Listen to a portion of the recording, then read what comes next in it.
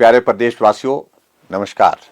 Corona virus के बारे में हम काफ़ी लंबे समय से आप सबके साथ बात करते आ रहे हैं। जहां पूरे देश भर में इन दिनों में मामलों में बढ़ोतरी हो रही है, वहां लगातार हम इस बात को भी अनुभव कर रहे हैं कि हिमाचल प्रदेश में भी मामलों में काफ़ी बढ़ोतरी हुई है और ये हमारे लिए चिंता का विषय भी है। मैं आप सबका आभार व्यक्त करना चाहूंगा कि आप सबका बहुत बड़ा सहयोग मिला है हिमाचल प्रदेश में कोरोना के खिलाफ इस लड़ाई लड़ने में। लेकिन आज के इस दौर में जहां हम पहुंचे हैं, ऐसे में कोरोना के खिलाफ इस लड़ाई को और ज्यादा गंभीरता के साथ लड़ने की अब आवश्यकता महसूस हो रही है। मैं आप सबके बीच में यह जरूर कहना चाहूंगा कि हिमाचल प्रदेश सरकार ने हर संभव प्रयत्न किए हैं कि हम इस वायरस को फैलने से रोक सकें। सभी प्रदेशों में कोरोना वायरस के मामलों में लगातार बढ़ोतरी हो रही है।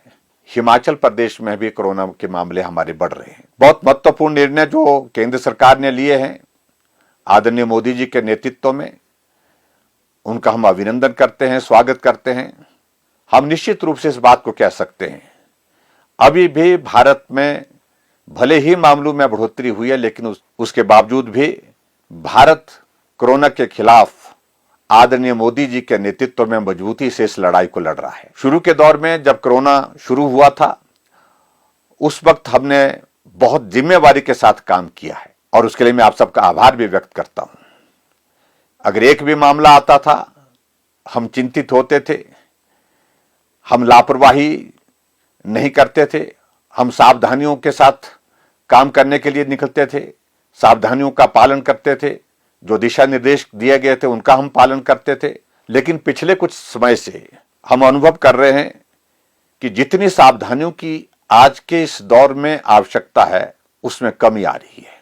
यह हमारे लिए बहुत चिंता का विषय है और इस बात को लेकर के भी हम सब लोगों को जानकारी है कि कोरोना का अभी तक भी इलाज नहीं निकल पाया है।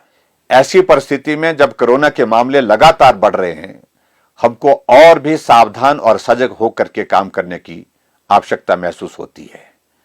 इसलिए मेरा आप सबसे निवेदन है कि अब बिल्कुल भी लापरवाही ना बरतें, हम बिल्कुल सावधानियों के साथ काम करें। पूरे देश भर में लॉकडाउन समाप्त हो चुका है। अब अनलॉक का फेज 4 जो है हमारा शुरू हो चुका है। आर्थिक गतिविधियां जो आवश्यक थी वो भी शुरू हो चुकी हैं, वो भी आवश्यक है देश के लिए, प्रदेश के लिए। और उसके साथ साथ में पब्लिक ट्रांसपोर्ट भी हमने हिमाचल प्रदेश में शुरू की। दूसरे प्रदेशों के बीच में आना जाना, इंटरस्टेट मूवमेंट जिसको हम कह सकते हैं, उसमें भी अब पूरी तरह से छूट दे दी गई है। और स्वाभाविक रूप से इन सारी चीजों के कारण हम ये अनुमान लगा रहे हैं मामलों में और ज्यादा बढ़ोतरी हो सकती है।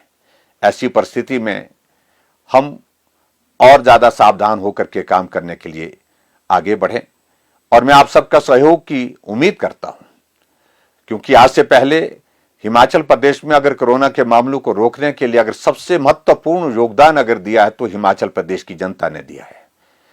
जो गाइडलाइंस सरकार की ओर से बार बार, चाहे वो भारत सरकार है चाहे वो प्रदेश सरकार है, की ओर से आपको दी गई, आपने उसका पालन किया। लेकिन आने वाले समय में और ज्यादा गंभीरता के साथ पालन करने की आवश्यकता है। हिमाचल प्रदेश में कोरोना के मामलों की जितनी हमने उम्मीद की थी, उससे बहुत ज्यादा मामलों में बढ़ोतरी हुई है और मृत्यु में भी। मुझे इस बात को लेकर के खेद है कि बहुत सारे लोगों की कोरोना वायरस के कारण मृत्यु हो गई है और मैं उनके प्रति संवेदना प्रकट करता हूं, उनके परिवार के प्रति। ईश्वर उनके परिवार को इस दुख को सहन करने के लिए शक्ति प्रदान करे। और इसके साथ साथ में यह भी मैं कहना चाह रहा हूं कि आने वाले समय में जो जिस प्रकार से हमको काम करने की जरूरत अनुभव हो रही है, महसूस हो रही है, उसमें 2-3 चीजों को लेकर के हमको विचार करने की जरूरत है। सबसे पहले, एक तो अनावश्यक रूप से भीड़ वाले इलाके में हम जाने से बचें, क्योंकि संक्रमण बहुत तेजी से फैला हुआ है। दूसरे, किसी को भी अगर सिम्टम्स हैं, किसी को भी अगर लक्षण दिखाई देते हैं, तुरंत वो डॉक्टर के पास रिपोर्ट करे और अपना टेस्ट करवाए, ताकि हम स्वयं को भी बचा सकें और दूसरे को भी संक्रमित होने से बचा सके, परिवार को भी और समाज को भी। जब लगातार मामलों में बढ़ोतरी हो रही है, स्वाभाविक रूप से हॉस्पिटल में भी कोरोना के बहुत सारे मामले आइसोलेशन में अपने इलाज के लिए वहां पर रखे गए हैं। ऐसी परिस्थिति में अगर मामलों में बढ़ोतरी इसी तरह से होती रहेगी, हमको और चीजों को लेकर के विचार करना होगा।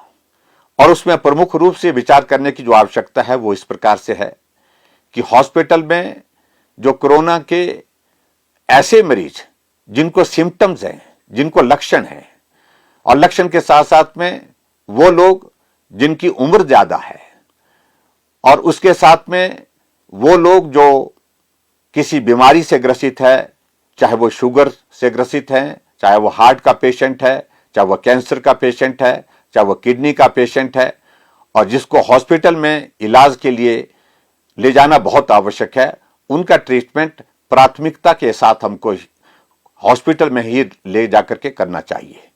और इसके अतिरिक्त यह भी मेरा निवेदन है, अब बहुत सारे प्रदेशों ने एक प्रयोग जो किया है और उसमें बहुत बड़ी कामयाबी भी हासिल हुई है कि घर रह करके भी जो एसिम्टोमेटिक हैं, अर्थात जिनको सिम्टम्स नहीं है, लक्षण नहीं है, लेकिन उसके बावजूद भी पॉजिटिव आए हैं, ऐसी परिस्थिति में अगर घर में सुविधा किसी के पास है तो उसको घर में ही हम ट्रीटमेंट के लिए आइसोलेट कर सकते हैं।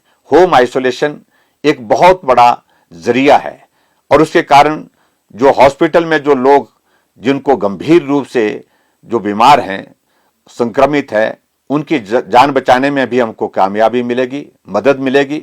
और उसके साथ साथ में जो एसिम्टोमेटिक है, जिनको लक्षण नहीं है, वो घर में रह करके घर की सुविधा का भी लाभ ले सकते हैं, और उसके साथ में घर में रह करके अपना इलाज करने के लिए कामयाब हो सकते हैं, क्योंकि उन लोगों को घर में रहने की सुविधा भी प्राप्त होगी, घर का बना हुआ भोजन भी उनको प्राप्त होगा, घर के एक माहौल में रह करके आराम करने का भी उनको अवसर होगा।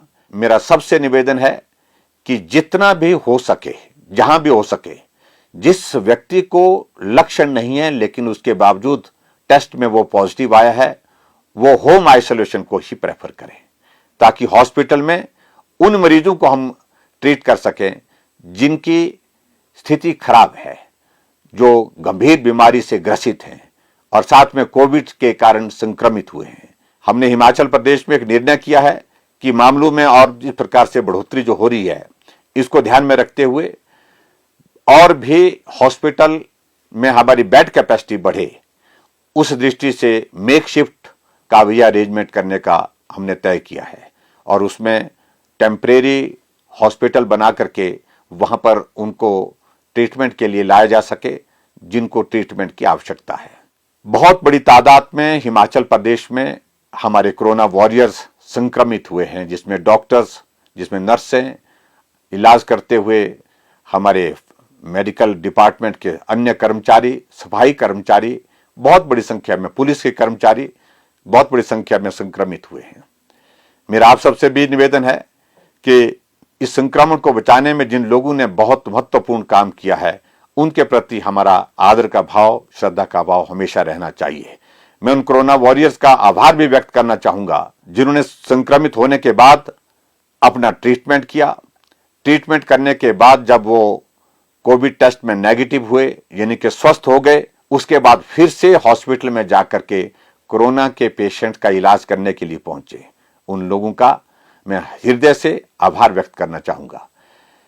आप सबसे मेरा निवेदन है कि हिमाचल प्रदेश में ऐसी परिस्थिति में जब मामले बढ़ रहे हैं तो सावधानियों की दृष्टि से जो चीजें बताई गई हैं उन चीजों का आप पालन करें। भीड़ वाले इलाके में कम जाएं और खास तौर से मास्क पहन करके जाएं। घर में कोई भी आदमी अगर कोविड से संक्रमित होता है, ऐसी परिस्थिति में अपना ट्रीटमेंट अलग से शुरू ना करें, डॉक्टर की सलाह लें और डॉक्टर से सलाह करने के बाद जो डॉक्टर बताते हैं उसके आधार पर काम करें। हम हिमाचल प्रदेश में कोशिश कर रहे हैं कि आप सबके सहयोग से इस कोरोना वायरस के खिलाफ जो लड़ाई चल रही है इसको हम जीतें, और वो तभी संभव है जब आप सावधानियों के साथ काम करेंगे। आप सबसे मेरा विनम्र निवेदन है कि सावधानियां बहुत आवश्यक हो गई हैं। सोशल डिस्टेंसिंग, मास्क और अनावश्यक रूप से लोगों के बीच में भीड़ में ना जाएं, यही मुझे आप सबके बीच में कहना है। बहुत बहुत धन्यवाद। नमस्कार। जय हिंद, जय हिमाचल।